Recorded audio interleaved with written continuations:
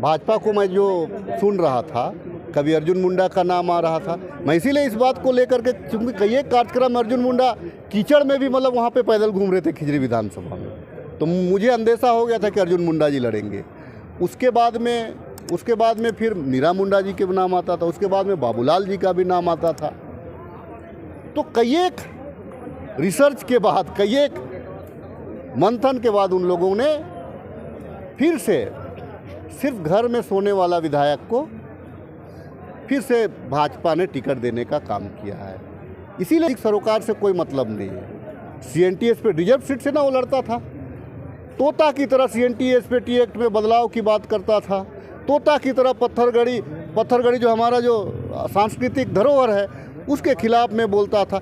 एक बार भी अपने जो है कि यहाँ के आदिवासी और मूलवासियों पे जब FIR हो रहा था रघुवर दास सरकार के कार्यकाल में, एक बार भी उसके खिलाफ में आवाज़ नहीं उठाया।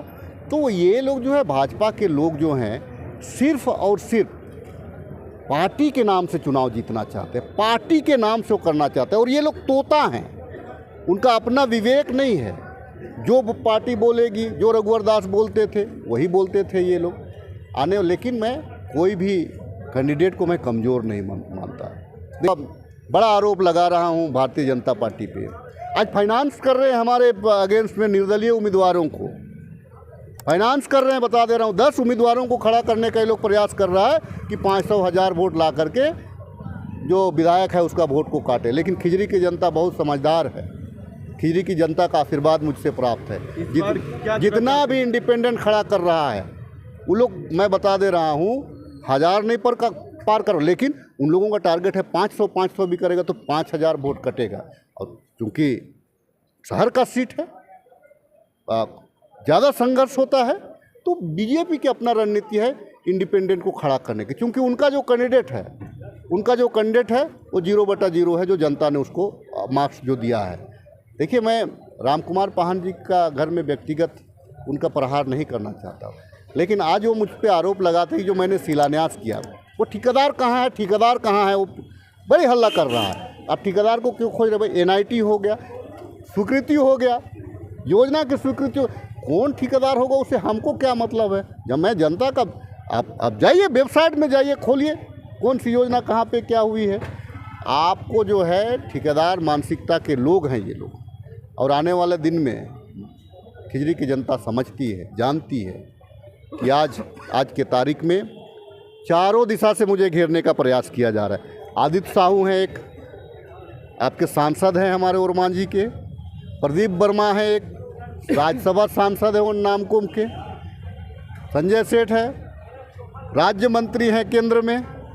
तमाम लोग एक साथ प्रहार कर रहे हैं, लेकिन राजेश कच्छप के पास, इंडिया अलायंस के पास जनता रूपी जो कवच है, वो कवच मेरे ऊपर में है। भाजपा का कोई भी प्रहार उनके विधायक पे आंच नहीं आने देगा।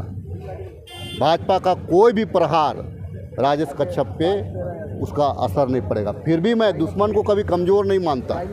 मेरे जनता, मेरे समर्थक, मेरे जो कार्यकर्ता भी जो हैं, जो भाई बहन रूपी है मेरे साथ में, आज वो भी मजबूती के साथ लड़ने के लिए तैयार हैं। मैं भी समझ रहा था कि सारे सिटिंग MLA को टिकट दिया गया, तो मैं भी समझ रहा था कि हमारे साथी, बुजुर्ग साथी रहे, उनको टिकट मिलेगा। किसी कारण से पार्टी का क्या निर्णय रहा, पार्टी ने टिकट काटा। लेकिन मैंने भी आग्रह किया था कि एक अवसर उमाशंकर अकेला जी को, चूँकि वो सेकुलर जमात के एक बड़े योद्धा थे, इसीलिए हमने भी आया। लेकिन पार्टी का एक अपना सर्वे होता है, पार्टी का अपना।